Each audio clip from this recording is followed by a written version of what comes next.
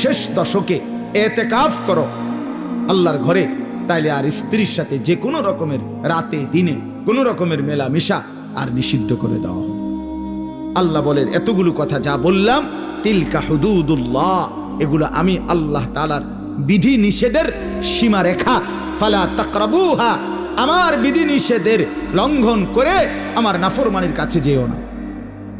কাযালিকা ইউবায়্যিনুল্লাহু আয়াতিহি, আল্লাহ বলেন এভাবে আমি পরিষ্কার করে তোমাদের কাছে সব বলে দিলাম, লাআল্লাহুম ইয়াত্তাকুন, যেন বাস্তবিক অর্থে মুত্তাকি হতে পারো, জান্নাতি হতে পারো। এজন্য বাপ আমাদের জন্য আল্লাহ তাআলা সবচেয়ে সহজ করে দিয়েছেন রমজান, অনেক কমাইয়া আনছেন। কোরআনে আছে ইউরিদুল্লাহু বিকুমুল ইউসরা ওয়ালা ইউরিদু বিকুমুল উসর, আল্লাহ বলেন আমি তোমাদেরকে সহজ করতে চাই, কঠিন করতে চাই না।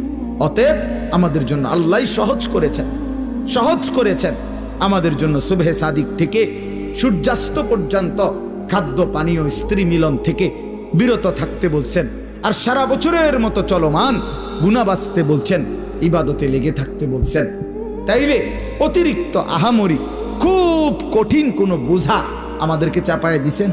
রমজান মানে কি 50 কেজি চালের বস্তা কান্দে লইয়া দাঁড়ায় থাকা, রোজা মানে কি সিমেন্টের বস্তা একটা লইয়া খাড়ায় থাকুন নাকি?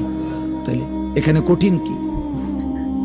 এটুকু রোজা যদি আমরা পালন করতে না পারি, এত বড় সুযোগ, জান্নাতের দরজা খোলা, জাহান্নামের দরজা বন্ধ, রহমতের দুয়ার খোলা, শয়তানকে শেকলে বন্ধি।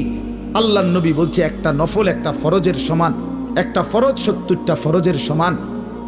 শুরুটা রহমত, মধ্যখানটা মাগফিরাত, শেষটা নাজাত। এক একটা নেকি বাড়তে বাড়তে আল্লাহ তাআলা নিজের হাতে নেকি ফেরেশতাকে দিয়ে না লিখিয়ে নিজে লেখেন। এত কথা এত কথা এত কথা এত ফজিলত এত কিছু নবীজি বললেন আমার বাপ আমার ভাই।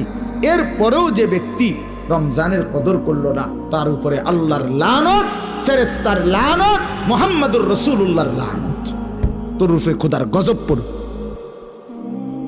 তোর উপরে খোদার লানত পড়ুক।